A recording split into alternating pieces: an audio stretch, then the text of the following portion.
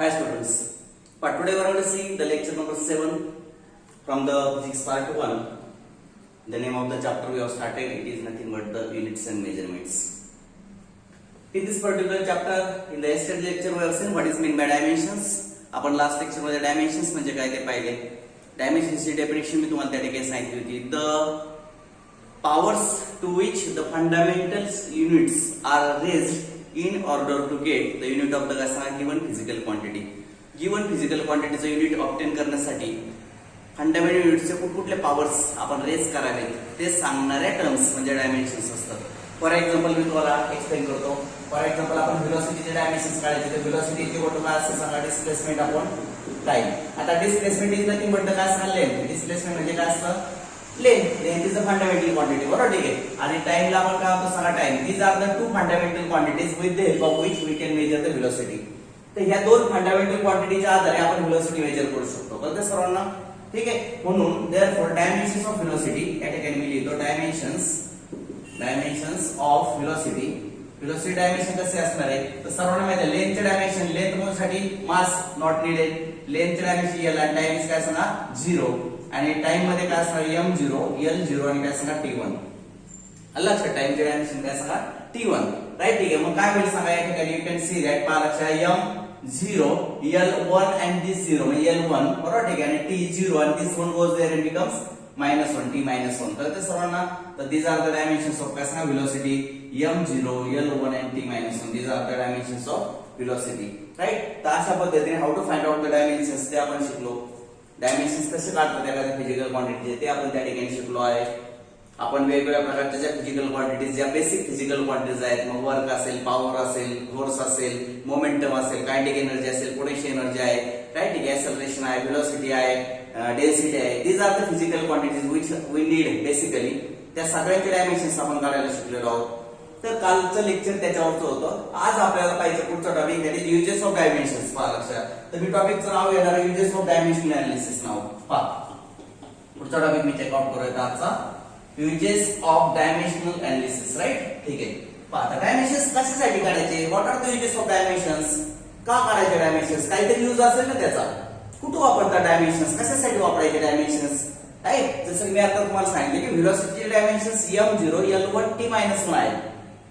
कुठं वापरतात ते डायमेन्शन्स ते आपल्याला चेकआउट करायचे. तर चला आपला पहिला टॉपिक आहे. मी या ठिकाणी हेडिंग देतो पहा लक्षात, uses of dimensional, uses of काय सांगा डायमेन्शनल अनालिसिस. पहा, डायमेन्शनल अनालिसिस चे काय सांगा uses, right. This is the topic we are going to study now.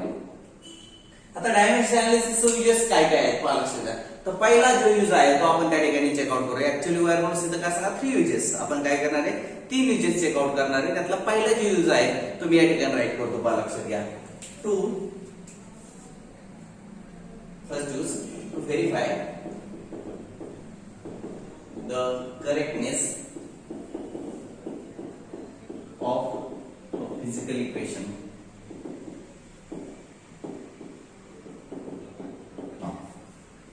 पहिला जो यूज आहे तो पहा लक्षात घ्या, to verify the correctness of the physical equation. एखादा फिजिकल इक्वेशन तुम्हाला दिलेलं आहे, कुठल्या तरी सायंटिस्टने ते डेव्हलप केलंय आणि that physical equation is given to you आणि you are asked to verify that using the dimensions. डायमेन्शनच्या आधारे एखादं इक्वेशन ट्रू आहे की फॉल्स आहे ते आपण व्हेरीफाय करू शकतो. Whether the given equation is true or false, we can verify that equation using the dimensions. पहा, डायमेन्शनचे युजेस सांगतोय मी तुम्हाला. पहिला यूज मी या ठिकाणी राईट केलाय की to verify the correctness of the physical equation. How to correct the how to check the correctness, कशी करेक्टनेस चेक करणार आपण, तर एकदम सिंपल कन्सेप्ट आहे पहा लक्षात घ्या. तुम्हाला सर्वांना एक गोष्ट माहिती आहे का, मी जर असं केलं पहा लक्षात की 3 काही पण ऍपल्स प्लस काय सांगा 5 पेन्स इज इक्वल टू काय सांगा what. You can say that these are the काय सांगा unlike terms, you can not add them. 3 apples आणि काय सांगा 5 pens, can you add, no we can not add. आपण त्यांचे ऍडिशन करू शकत नाही, कारण हे जे आहे हे काय सांगा apples, this is a different term, here it is a different term and we cannot add them. But if you are given that काय सांगा 3 apples, पण तुम्हाला जर असं सांगितलं प्लस काय सांगा 5 apples, then we can easily write down there are काय सांगा 8 apples. तुम्ही सहजपणे काय लिहू शकता, there are 8 apples. म्हणजे याच्यावर एक गोष्ट लक्षात आली का तुमच्या, like terms gets added to each other. Like terms काय होतात सांगा, ऍड होतात एकमेकांशी. These are the like terms and that's why you can say that there are 8 apples but these are not like terms. Here it is apples, here it is pens. इथे apples होतं, इथे pens होतं, म्हणजे तुम्ही ते add करू शकत नाही. मग same principle we are going to use the काय सांगा, डायमेन्शन टू व्हेरीफाय द काय करेक्टनेस ऑफ द इक्वेशन. हीच कन्सेप्ट आपण व्हेरिफिकेशन साठी वापरणार. कोणाच्या, फिजिकल इक्वेशनच्या व्हेरिफिकेशन साठी आपण ही कन्सेप्ट वापरणार आहे. मग काय सांगते ही कन्सेप्ट, तर एकदम साधी आहे पहा. If all the terms in the given equation, नीट लक्षात माइंड मध्ये, if all the terms in the given equation has same dimensions, म्हणजेच त्या टर्म्स लाईक असतील. सेम डायमेन्शनचा अर्थ कळतो ना तुम्हाला. If all the terms in the काय सांगा गिवन इक्वेशन हॅज काय सांगा सेम डायमेन्शन्स, जर त्यांचे डायमेन्शन सेम असतील त्याचा अर्थ असा होतो की त्याचे युनिट सुद्धा कसे सेम आहेत. कारण ज्या क्वांटिटीचे डायमेन्शन सेम त्यांचे युनिट सुद्धा सेम, आणि युनिट सेम असेल तर we can add them easily. म्हणून आपल्याला असं सांगायचं पहा लक्षात, if all the terms in the given equation has same dimensions then that physical equation is dimensionally true. ही कन्सेप्ट, ही प्रिन्सिपल आपण वापरणार आहे. या ठिकाणी प्रिन्सिपल राईट करतो पहा लक्षात. कोणत्या प्रिन्सिपलने आपण करेक्टनेस चेक करणार आहे पहा. प्रिन्सिपल काय प्रिन्सिपल वापरणार आहे पहा. If all the terms, if all the काय सांगा terms in a given physical equation, in a given physical equation has same dimensions, has काय सांगा same dimensions, then that physical equation is dimensionally, physical equation ते कसं असतं डायमेन्शनली काय असतं सांगा ट्रू किंवा करेक्ट असतं. डायमेन्शनल ट्रू और काय सांगा we can say correct. It is dimensionally correct. What principle we are going to use, if all the terms in a given physical equation have same dimensions. पहा दिलेल्या physical equation मध्ये सगळ्या टर्मचे dimension जर same असतील तर that physical equation is dimensionally correct. Simple concept आहे पहा लक्षात घ्या. का करेक्ट आहे ते मी तुम्हाला सांगितलं पहा. ही जी टर्म आहे हिचे डायमेन्शन काय सांगतो, हिचे युनिट काय ऍपल, हिचे युनिट काय सांगा pen. We can not add them. हे डायमेन्शन रॉंग आहे. आपण जर ते 8 ऍपल किंवा 8 पेन लिहिलं ते डायमेन्शन काय सांगा रॉंग आहे. तसं इथं पहा ऍपल्स प्लस ऍपल्स, म्हणजे याचा अर्थ जर ह्याचे डायमेन्शन आणि ह्या टर्मचे डायमेन्शन सेम असतील तर या टर्मचे डायमेन्शन यांच्यासारखेच आहे. दिस इज अ करेक्ट इक्वेशन. म्हणजे याचा earth this dimension, this dimension, this earth हे डायमेन्शन कसे सांगा सेम. आपण याला डायमेन्शन म्हणू. मग पहा पहिली टर्म, दुसरी टर्म, तिसरी टर्म, जेवढे किती टर्म्स असतील ऑल द टर्म्स काय सांगा सेम डायमेन्शन्स. मग डायमेन्शन सेम असले की युनिट सेम येतात आणि सेम युनिट असणाऱ्या क्वांटिटीची ऍडिशन किंवा सबट्रॅक्शन होते, म्हणजे ते इक्वेशन ट्रू असतं. तर सर्वांना बरोबर ना, ठीक आहे. पण जर डायमेन्शन वेगळे असतील, ऍडिशन किंवा सबट्रॅक्शन होत नाही, ते इक्वेशन फॉल्टी आहे. हे आपल्याला लक्षात आलं पाहिजे. म्हणून हे प्रिन्सिपल आपण त्या ठिकाणी वापरणार आहे. तर प्रिन्सिपल लक्षात घ्या. If all the terms in a given physical equation has काय सांगा same dimensions, then that physical equation is dimensionally काय सांगा true. तर चला आता आपण एक एक्झाम्पल त्या ठिकाणी घेतो. मी तुम्हाला एक एक्झाम्पल लिहितो मला लक्षात. To verify the correctness, to verify the काय सांगा correctness of, आपण सोपं गेलं एकदम लक्षात घ्या. मला वाटतं second kinematic equation, second kinematical काय सांगा इक्वेशन, दॅट इज काय सेकंड कायनेमॅटिकल ut प्लस काय सांगा 1 ऑफ at स्क्वेअर. पहा this is the second kinematic equation आणि तुम्हाला त्याची काय करायचे करेक्टनेस चेक करायची, whether this equation is correct or not. Right, ठीक आहे. पहा dimensionally we are going to check out the correctness of this equation. या इक्वेशनची करेक्टनेस आपण डायमेन्शन्स नावाच्या कन्सेप्टच्या आधारे चेक आउट करणार आहे. पहा कशी आणि लक्षात, ठीक आहे. तर पहा आपण सुरू करूयात. पहा लक्षात घ्या. मी सुरुवात करतो. द गिवन इक्वेशन इज, आन्सरला मी सुरुवात करतो. पहा लक्षात घ्या. द गिवन इक्वेशन इज सांगा काय सांगा s is equal to ut plus काय सांगा 1 ऑफ at स्क्वेअर. आता मला सांगा करेक्टनेस कशी चेक करायची आहे. If all the terms in the given physical equation have same dimensions, जर दिलेल्या फिजिकल इक्वेशन मध्ये सगळ्या टर्मचे डायमेन्शन कसे असतील same, then that equation is dimensionally correct. मग आपण काय करू, how many terms are there, this is the first term, here it is the second term, here it is the third term, 3 terms are there. या तिन्ही टर्मचे dimensions check out find करू आणि तिन्ही टर्मचे डायमेन्शन जर सेम आले तर या प्रिन्सिपल नुसार ते इक्वेशन डायमेन्शनली करेक्ट आहे. आणि जर तिन्ही टर्मचे डायमेन्शन सेम आले नाही तर ते इक्वेशन या प्रिन्सिपल नुसार इनकरेक्ट आहे. कळलं सर्वांना? मग आपण काय करू, प्रत्येक टर्मचे डायमेन्शन्स फाइंड आउट करूयात. पहा नाव लक्ष द्या, डायमेन्शन्स ऑफ काय सांगा, एस फॉर डिस्प्लेसमेंट. लक्षात ठेवा. मग इथं लागलं तर मी लिहितो वेअर सांगा, यू फॉर काय सांगा, इनिशियल व्हेलॉसिटी लक्षात घ्या. तर सर्वांना you for initial velocity. T for काय सांगा, time, T for time. A for काय सांगा, एक्सेलरेशन. आणि एस फॉर काय सांगा, डिस्प्लेसमेंट. हे लक्षात घ्या, डिस्प्लेसमेंट. लक्षात? ठीक आहे. मग आता पहा, देअरफॉर डायमेन्शन्स ऑफ यू सांगा, व्हेलॉसिटीचे डायमेन्शन आता मी काढले होते तुम्हाला, m0 L1 आणि काय सांगा t-1. Displacement upon time, displacement 1 time. मासवर व्हेलॉसिटी डिपेंड नसते. सांगा टाइमचे डायमेन्शन, टी चे डायमेन्शन काय सांगा, m0 L0 आणि काय सांगा t1. these are the dimensions of t. तिसरा काय सांगा, एक्सेलरेशन. पहा एक्सेलरेशनचे डायमेन्शन्स काय असतात, एक्सेलरेशन म्हणजे velocity upon time. Velocity L1 t-1 आहे, परत अपॉन टाइम t-2 होईल. L1 -2 म्हणजे काय सांगा, m0 L1 आणि काय सांगा t-2. these are the dimension of acceleration. शेवटचं कोण आहे, डिस्प्लेसमेंट. डिस्प्लेसमेंट म्हणजे काय सांगा, लेंथ. थोडक्यात लेंथ म्हणजे डिस्प्लेसमेंट. मग काय झालं सांगा, m0 L1 लेंथ आणि काय सांगा t0. लक्षात ठीक आहे. या ठिकाणी लिहितो नाव. आता मी नाव, ठीक आहे, नाव लक्ष द्या. पहिली टर्म जी आहे ती काय सांगा, यस. डायमेन्शन ऑफ काय सांगा, यस. पहिली टर्म घेतो, यस इज इक्वल टू काय सांगा, यस चे डायमेन्शन किती आहे, m0 L1 आणि t0. पहा m0 L1 आणि काय सांगा t0. याला मी एक नंबर म्हणून ठेवतो. पहिल्या टर्मचे डायमेन्शन्स कळाले. या इक्वेशन मधल्या प्रत्येक टर्मचे डायमेन्शन्स काढणार आहे मी आता. लक्ष द्या, यस चे डायमेन्शन काढले मी. चला सेकंड टर्म कोणती होती, ut. पहा लक्ष द्या, दुसरी टर्म काय सांगा, ut. लक्षात घ्या, प्रत्येक टर्मचे डायमेन्शन सेम आले पाहिजे. u चे मी आधीच लिहून घेतले, t चे लिहून घेतले. पाहूयात काय होतं सांगा. u म्हणजे काय, dimension of u into dimension of काय सांगा t. लक्षात घ्या. सांगा u चे डायमेन्शन्स किती आहे, चेक करा. m0 L1 t-2. u म्हणजे व्हेलॉसिटीचे डायमेन्शन असतात काय, m0 L1 आणि काय सांगा t-1. m0 L1 आणि काय सांगा t-1. आणि t चे डायमेन्शन्स पहा, t for time, m0 L0 t1.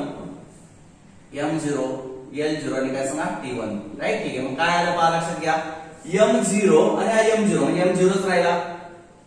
ठीक आहे. L1 आणि L0 दॅट इज L1 राहील आणि t -1 आणि +1 गेट्स कॅन्सल. t किती आला सांगा, 0. तिसरी इक्वेशन नंबर काय सांगा 2 म्हणतो. पहा सेकंड टर्म जी होती ut चे, त्याचे डायमेन्शन आले बरं का, m0 L1 t0. आता थर्ड टर्म काय, 1/2 at². पहा लक्षात, डायमेन्शन ऑफ काय सांगा 1/2 at².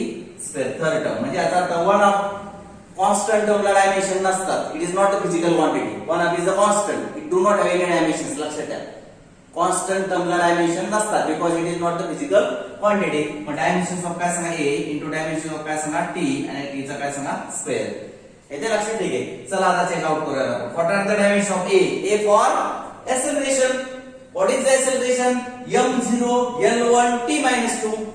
m0 L1 t-2. these are the dimensions of acceleration. हे कोणाचे डायमेन्शन्स आहेत, एक्सेलरेशनचे डायमेन्शन्स आहेत. आणि t फॉर काय सांगा, टाइम. काय टाइमचे डायमेन्शन, m0 L0 t1. पहा m0 L0 t1. these are the dimensions of time. आणि टाइमचा काय, या ठिकाणी टाइमचे डायमेन्शनचा काय सांगा, स्क्वेअर. म्हणजे या ठिकाणी काय करायचं, स्क्वेअर लिहायचं. कळेल सर्वांना, येते लक्षात, ठीक आहे. मग आता पहा लक्ष द्या, m किती सांगा 0, L किती 1, t किती -2. ॲज इट इज लिहिले. आता याचा स्क्वेअर आहे की नाही, मग करा बरं स्क्वेअर. स्क्वेअर केल्यानंतर m0 L0 t1 × 2 2 होतील.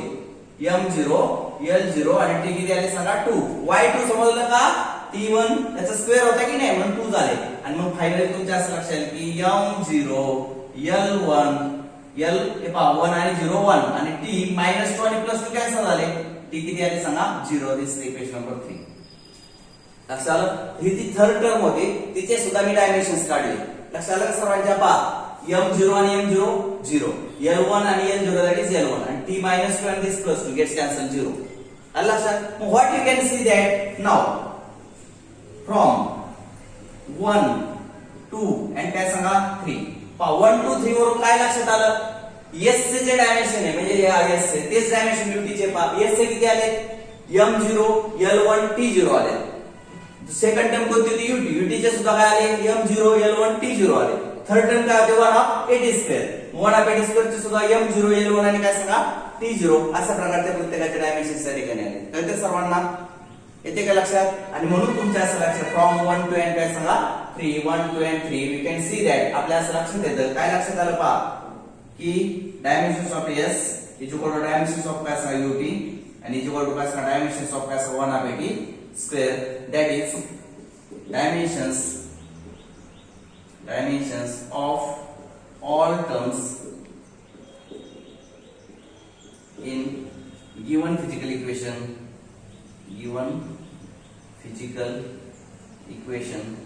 are same. पहा दिलेल्या फिजिकल इक्वेशन मध्ये सगळ्या टर्म्सचे डायमेन्शन सेम आले. ऑल द टर्म्स पहा this is the first term, here it is the second term, here it is the third term. या तिन्ही टर्म जे आहेत त्यांचे सगळ्यांचे डायमेन्शन सेम आले. याचा अर्थ असा होतो की all this three terms are same units. याचा अर्थ असा होतो की all this three terms are like terms. म्हणजे हे इक्वेशन डायमेन्शनली कसं आहे सांगा ट्रू आहे. म्हणून देअरफॉर म्हणू शकतो गिवन इक्वेशन काय होतं s is equal to ut plus काय सांगा 1/2 स्क्वेअर इज डायमेन्शनली काय सांगा करेक्ट. हे जे इक्वेशन आहे कसं आहे ते सांगा डायमेन्शनली करेक्ट अशा प्रकारचं इक्वेशन आहे. जर पा एकदम साधं सोपं प्रिन्सिपल तुम्हाला मी सांगितलेलं आहे की जर ऑल द टर्म्स आता हे जे इक्वेशन दिलं त्यात 1 2 आणि 3 टर्म्स होत्या.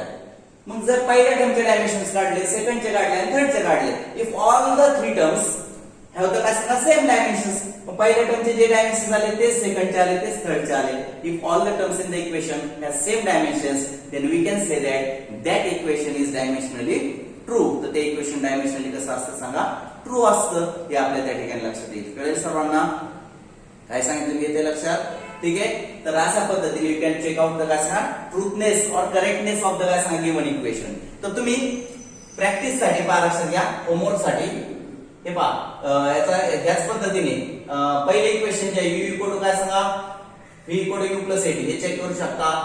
u प्लस काय सांगा 80 v for final velocity he initial velocity same dimension असतात. म्हणजे फायनल असो नाही तर इनिशियल हे चेक करू शकता. किंवा तिसरं इक्वेशन तुम्ही v square is equal to काय सांगा u square plus twice s हे चेक करू शकता. तर for homework you can check out whether these equations are true or not. Same principle कळतं सर्वांना? याचे डायमेन्शन काढायचे, याचे काढायचे तिन्ही टर्मचे डायमेन्शन जर सेम आले that equation is dimensionally true. इथं पण तेच करायचे, याचे काढायचे कळतं सर्वांना? If all the three terms have same dimensions right then we can say that equation is dimensionally correct. तर एकदम साध्या सोप्या पद्धतीने you can check out whether the given physical equation is dimensionally correct or not. आलं लक्षात? ठीक आहे. तर प्रिन्सिपल लक्षात घ्या. या तत्वाने आपण काम करत असतो. If all the terms in a given physical equation has same dimensions then that physical equation is dimensionally correct. पण मला सांगा या पद्धतीने तुम्हाला एखादं इक्वेशन करेक्ट आहे की नाही ते जर चेकआउट करायचं असेल तर you should know the dimensions of all physical quantities in that equation. त्या इक्वेशन मध्ये जेवढ्या किती फिजिकल क्वांटिटीज आल्या त्याचे डायमेन्शन्स तुम्हाला माहिती पाहिजे. पहा माझ्याकडे आता u t a आणि काय सांगा s या चारचे डायमेन्शन मला माहिती होते. मग मी इक्वेशन मध्ये प्रत्येक टर्मचे डायमेन्शन्स काढू शकलो. म्हणून तुम्हाला डायमेन्शन्स माहिती पाहिजे. मग किती डायमेन्शन्स माहिती असणे अपेक्षित आहे ते ऍटलिस्ट कालच्या लेक्चर मध्ये मी जेवढे किती टर्म्स तुम्हाला दिलेत.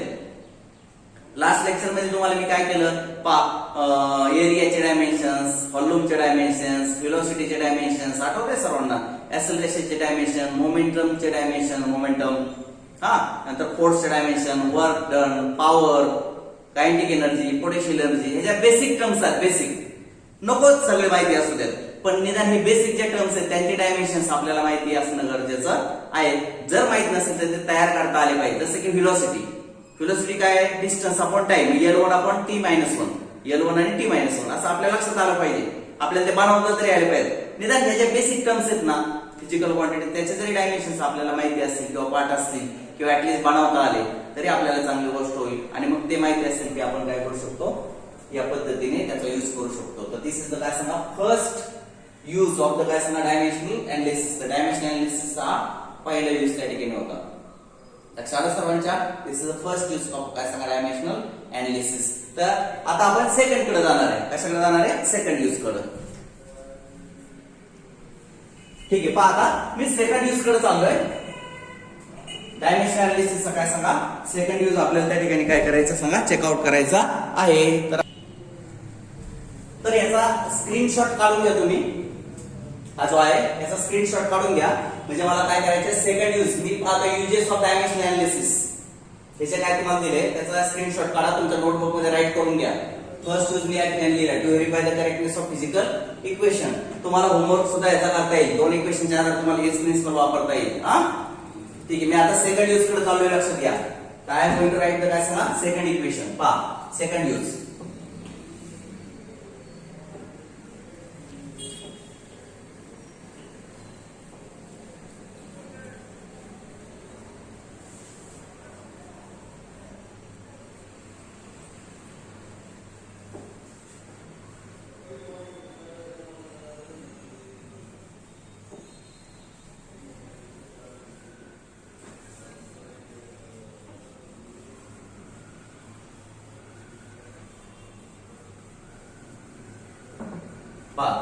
सेकंड यूज मी या ठिकाणी राईट करतोय नीट लक्ष द्या. आता पहिला यूज झाला माझा सेकंड यूज सुरू झालाय टू एस्टॅब्लिश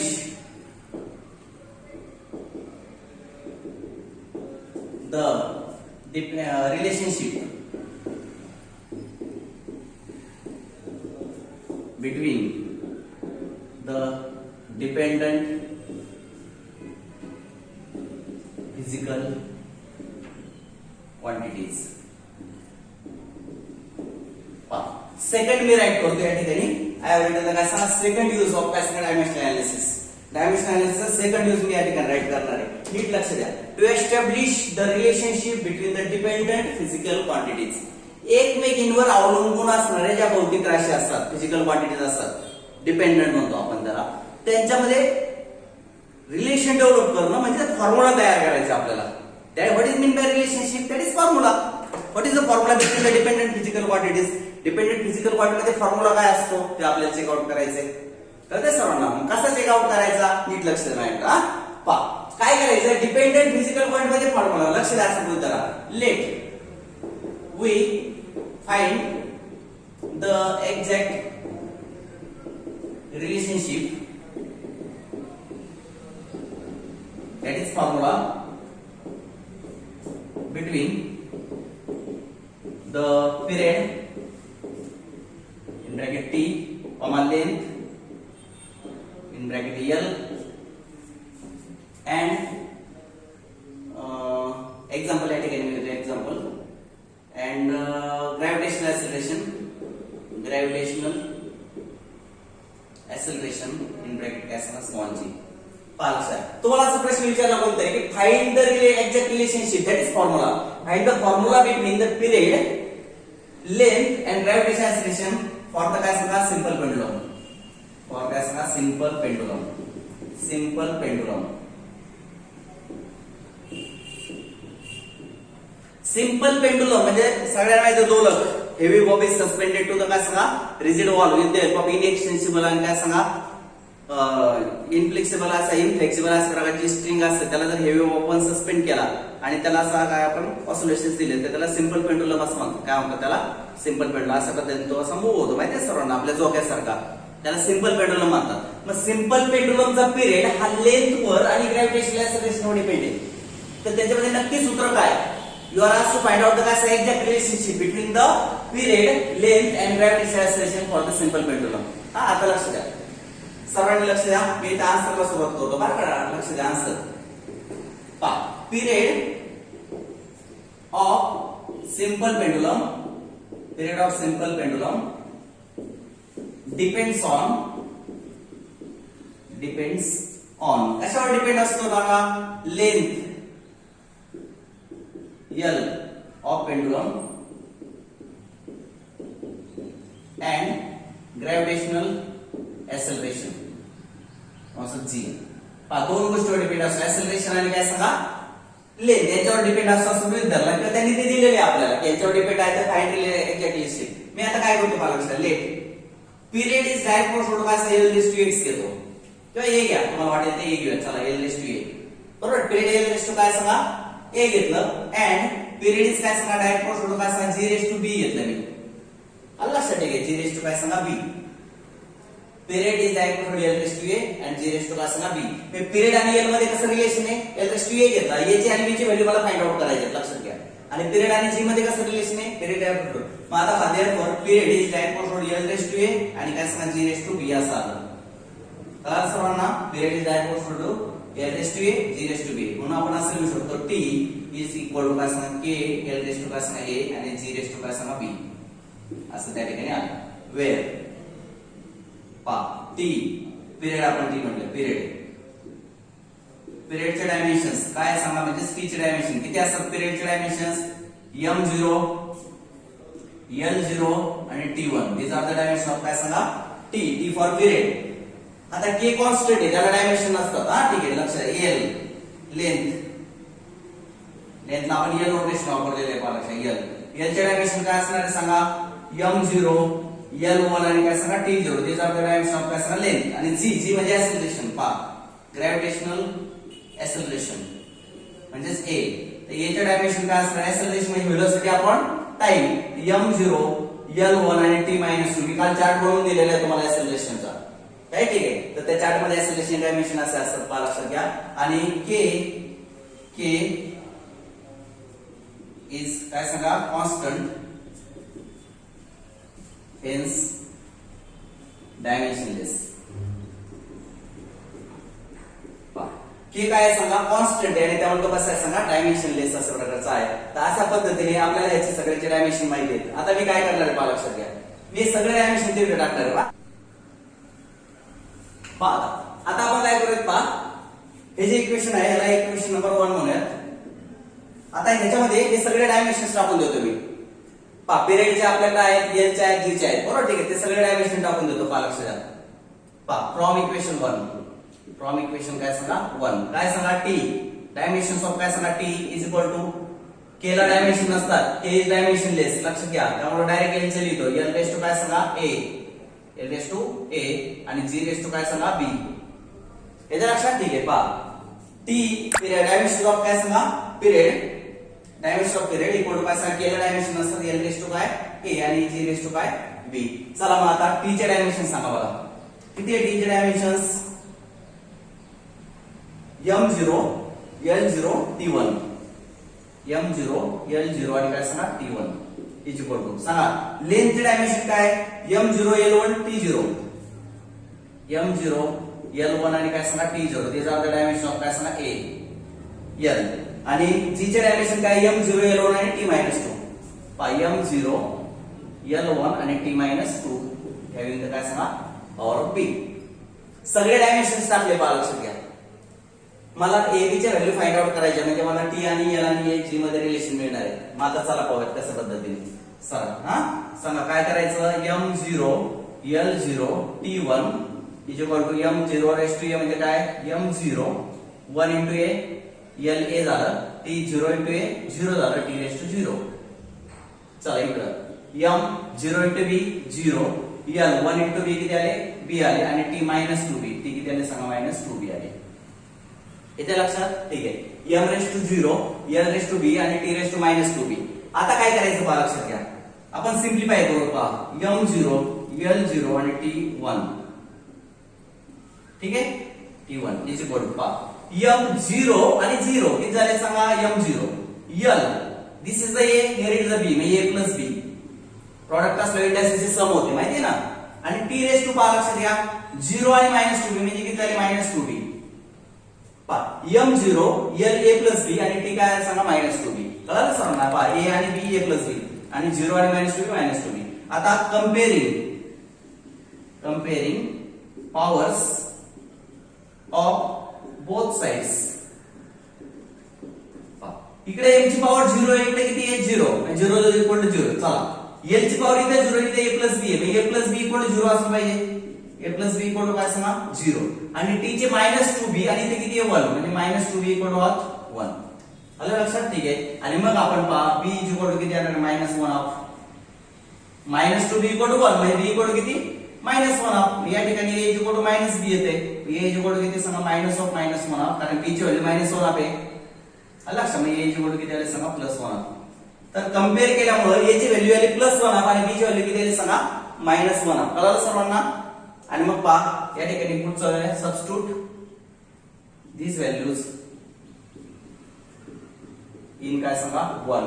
हे एक नंबरचे इक्वेशन घ्या. Period is equal to k into L raise to काय सांगा a, L raise to a आणि काय सांगा g रेस टू b होतं. म्हणून period is equal to k into L raise to काय सांगा प्लस 1 आणि काय सांगा g रेस टू मायनस 1.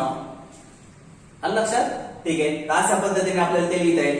हा मग आपल्याला t इज इक्वल टू पाहा लक्षात k into L raise two plus 1 आणि अपॉन जी रेस टू काय सांगा प्लस 1 अपॉन केल्यामुळे मायनस 1 चं काय आलं प्लस 1 झालं. येतं लक्षात लागलं. तर एक काम करतो मी इथंच लिहितो पुढं is equal to k L raise to काय सांगा प्लस 1 आणि जी रेस टू काय सांगा प्लस 1 हा मायनस 1 अपॉन होता ना तो अपॉन केल्यामुळे काय आला प्लस 1. इंडेक्सचं साइन चेंज होतं माहिती ना न्यूमरेटर डिनोमिनेटरला लिहिल्यावर. माझा पाहा लक्षात म्हणून टी इज इक्वल टू पाहा लक्षात के इंटू एल रेस टू 1 आणि जी रेस टू काय सांगा 1 म्हणजे आपल्याला असं लिहिता येईल 1 म्हणजे किती स्क्वेअर रूट. मग स्क्वेअर रूट मध्ये काय सांगा एल आपण काय सांगा जी कारण एल रेस टू 1 म्हणजे स्क्वेअर रूट एल आणि जी रेस टू 1 म्हणजे स्क्वेअर रूट काय सांगा जी. तर अशा प्रकारे के इंटू काय सांगा एल अपॉन जी. तर दिस इज काय सांगा relationship between the period length of pendulum and काय सांगा ग्रॅव्हिटेशनल एक्सेलरेशन.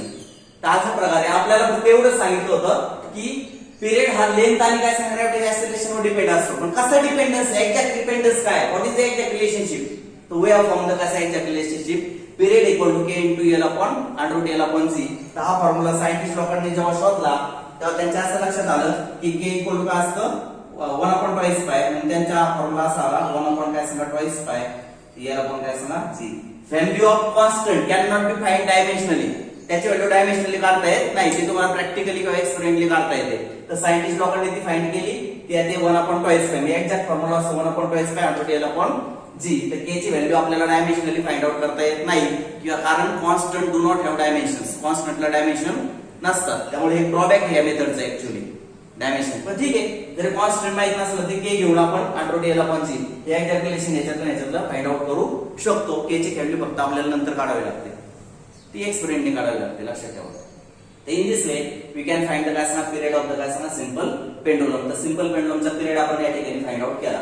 तर हे जे आहे हे सुद्धा आपल्याला काय करता येईल सांगा बरं. स्क्रीनशॉट काढा तुम्ही हे सुद्धा तुमच्या नोट्स मध्ये लिहून टाका आणि तुम्हाला असं सेम टू सेम काय करता येईल होमवर्क साठी तुम्हाला एक एक्झाम्पल देतो. सगळ्यांना माहिती कायनेटिक एनर्जी इक्वल टू काय असतं 1 हाफ एम स्क्वेअर. म्हणजे तुम्हाला एक उदाहरण देतो पहा लक्षात द्या. फाइंड रिलेशन बिटवीन असं ना कायनेटिक एनर्जी मास अँड काय सांगा व्हेलॉसिटी ऑफ द बॉडी. त्या तिघांमध्ये relation K equal to 1 half M square हा फॉर्म्युला माहिती आहे तुम्हाला. तर त्या तिघांमध्ये रिलेशन तुम्हाला काढायचं. प्रत्येक सर्वांना एल काढता ठीक आहे. In this way you can find out the काय सांगा कायनेटिक एनर्जी मास अँड काय सांगा velocity. You have to find out the relationship between them. होमवर्कला तुम्हाला ते करायचंय. तर अशा पद्धतीने आपण पाहिलं सेकंड यूज ऑफ द काय सांगा डायमेन्शनल अनालिसिस. नीट बारकाईने लक्ष द्या पहा. टेम्परेचर सॉरी पिरियड एक्सेलरेशन आणि लेंथ एकमेकांवर डिपेंड आहे. तर डिपेंडन्स मला माहित नव्हतं. Period depends L raise to A आणि जी रेस टू बी असं मी तात्पुरतं घेतलं आणि मग ए बी च्या व्हॅल्यू फाइंड आउट केल्याने एक्झॅक्ट रिलेशनशिप काढून दिली. तर अशा पद्धतीने तुम्ही हे पहा. ज्यावेळेला आपलं क्लासरूम लेक्चर सुरू होईल त्यावेळेला आपण ह्याच्यावर आणखी एक्झाम्पल घेऊ. आता आपल्याला ऑनलाईन लेक्चर्स मुळे काही मर्यादा आहेत राईट ना. ठीक आहे. त्यामुळं आपण एक एक्झाम्पल आपल्या जे बुक मधलं एक्झाम्पल आहे मी त्या ठिकाणी घेतलंय. पण जेव्हा आपण नंतर क्लासरूम मध्ये याल तेव्हा मी असे अनेक एक्झाम्पल्स त्या ठिकाणी तुम्हाला घेऊन दाखवेल की याच्यामध्ये कसं रिलेशन काढलं आणखी वेगवेगळ्या क्वांटिटीज मध्ये कसं रिलेशन असतं. असे वेगवेगळे उदाहरण मी त्या ठिकाणी आणखी तुम्हाला घेऊन दाखवेल. तर तात्पुरता आता प्रिन्सिपल समजण्यापुरतं मी एक उदाहरण तुमच्या बुक मधल्या या ठिकाणी घेतलेले आहे. तर आज आपण 2 मेथड्स पाहिल्या फॉर द काय युजेस ऑफ डायमेन्शनल अनालिसिस. उद्या आपण तिसरी मेथड बघूया. Okay thank you. 2 मेथड आज आपले झाले.